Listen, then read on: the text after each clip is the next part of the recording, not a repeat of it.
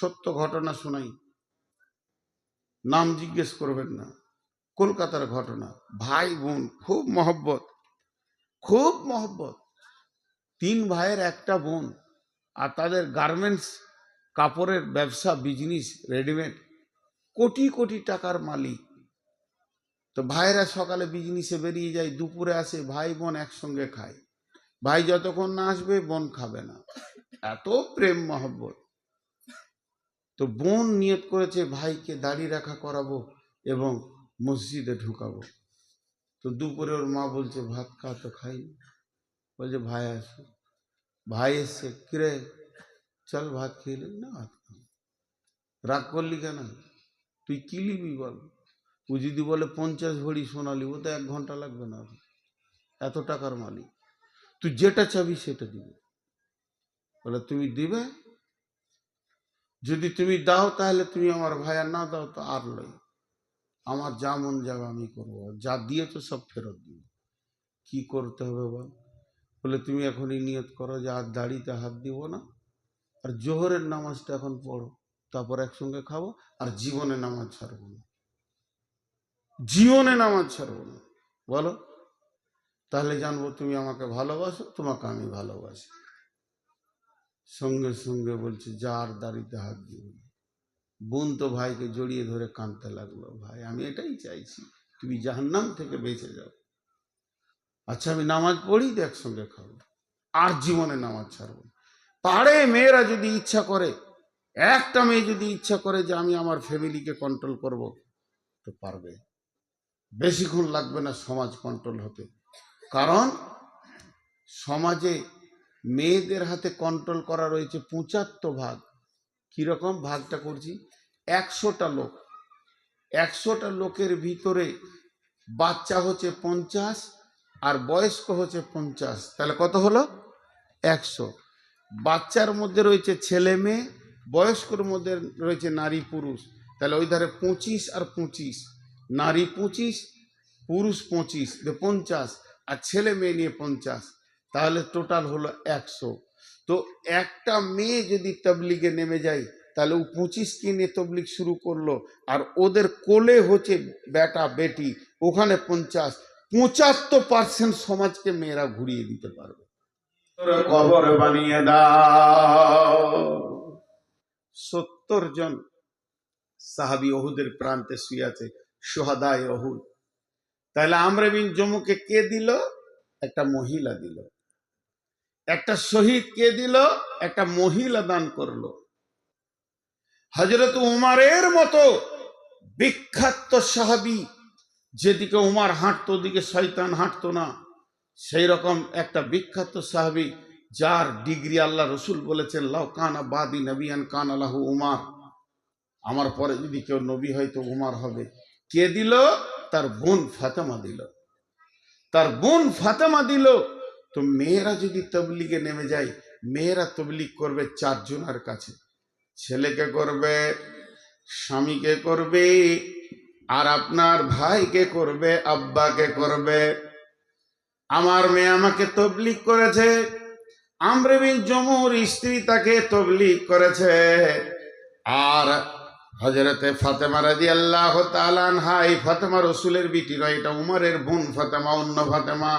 হযরতে ফাতেমা রাদিয়াল্লাহু তাআলা আনহা তার ভাইকে তবলিগ করেছে।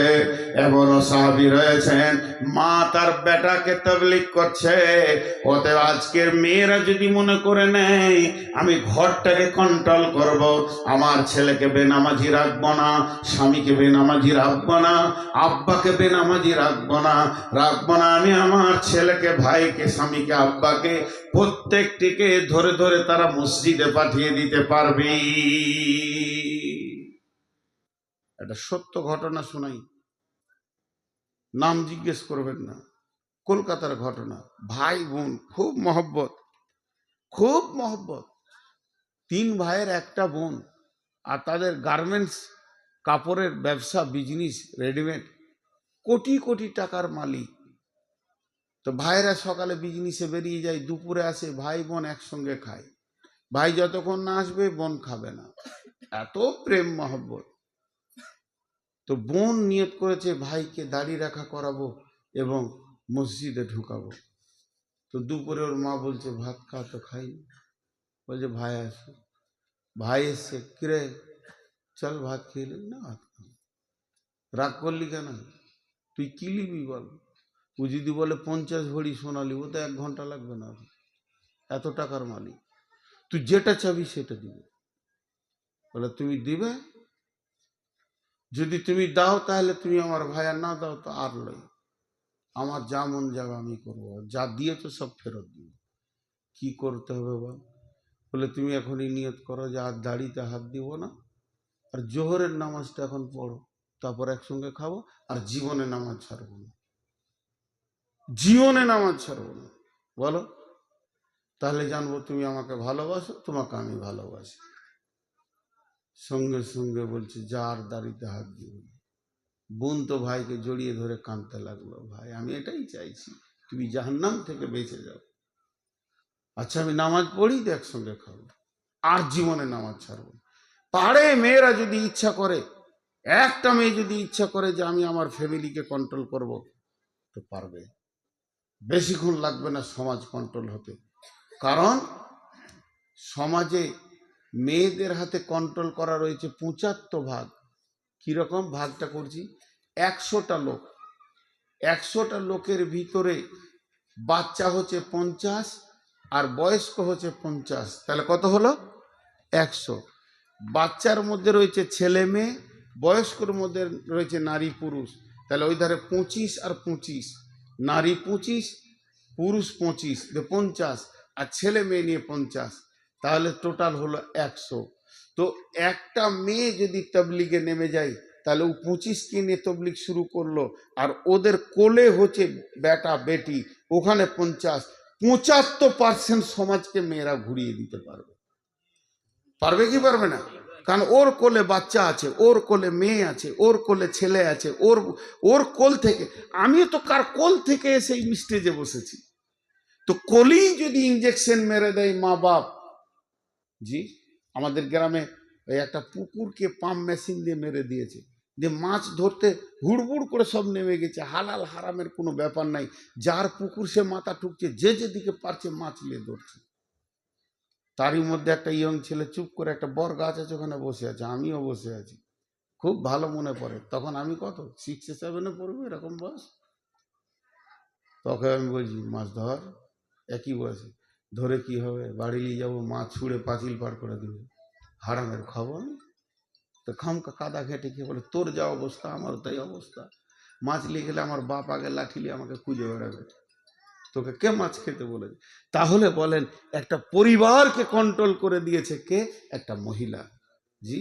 আর এখন কি হচ্ছে, একটা ছেলে যদি কারো কাছ থেকে আম চুরি করে আনছে, পেঁয়াজ চুরি করে আনছে, বেগুন চুরি করে আনছে, তোর মা গায়ে মাথায় হাত বুলি বলছে বেটার জ্ঞান কত হয়েছে যেটা কাজে লাগবে রে। কার কাছ থেকে এনেছো জানি না, ও জিজ্ঞেসই করলো না। জি, আমি তো মায়ের স্নেহ ভালোবাসার কথা বলতে পারবো না, আব্বার পারবো।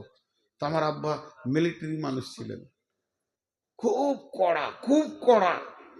বাড়ি ঢুকতাম এসার সময়, দাঁড়া, জোহর কোথা পড়েছিস, আসর কোথা পড়েছিস, কোনি কে ইমাম ছিল, মাগরিবে কি সূরা পড়েছে বল, এতগুলো শোনাইতে হতো, তারপরে শুতে দিত। এক বিপদ ছিল। তা আজকে বুঝছি কত বড় নিয়ামত ছিল। অতএব মা বোনদেরকে বলছি, আপনারা প্রতিজ্ঞাবদ্ধ হয়ে ফ্যামিলিতে নেমে যান, যে আমার বাচ্চা ছেলেটা যে এটা হাতে করে নিয়ে এসে বাড়ি ঢুকবে, ওটাকে প্রশ্ন করব, কোথা পেলে, কেন পেলে, কে দিল, কিভাবে আনলে। একটা সমাজ চেঞ্জ হয়ে যাবে। যাই হোক, আমি এখন সমাপনীর দিকে যাচ্ছি। টোটাল বক্তব্যটা আমি মাত্র 1 মিনিটে বলবো।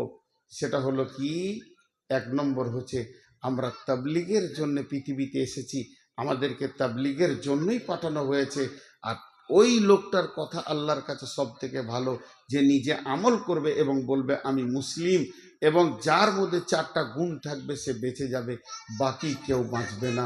আল্লাহ তাবারক ওয়া তাআলা আমাদেরকে বেশি করে তবলিগ করা তৌফিক দান করুন, আল্লাহুম্মা আমিন। আমার কাছে 2-5 মিনিট চেয়েছিল, তাই আমি 15 মিনিট পর্যন্ত টেনে দিলাম।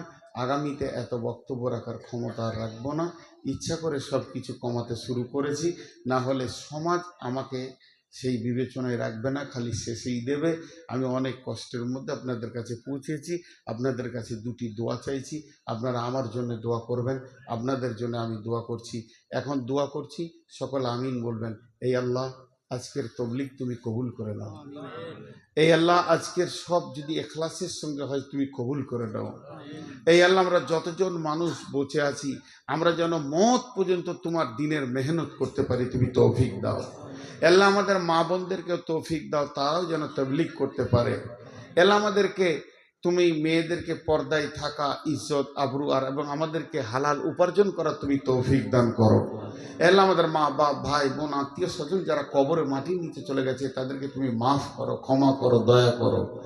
এই আল্লাহ, ভবিষ্যৎ আমাদের সন্তানগুলোকে তুমি মুজাহিদ বানাও। আর আমরা যারা আছি এখানে বসে তবলিগ করব, যেখানেই যাব তবলিগ করব, বলেন ইনশাআল্লাহ। আল্লাহ কবুল করুন, আল্লাহুম্মা আমিন। সকলে দোয়া পড়ি। সুবহানাকা আল্লাহুম্মা ওয়া বিহামদিকা ওয়া আশহাদু আল্লা ইলাহা ইল্লা আনতা আস্তাগফিরুকা ওয়া আতুবু ইলাইকা। আসসালামু আলাইকুম।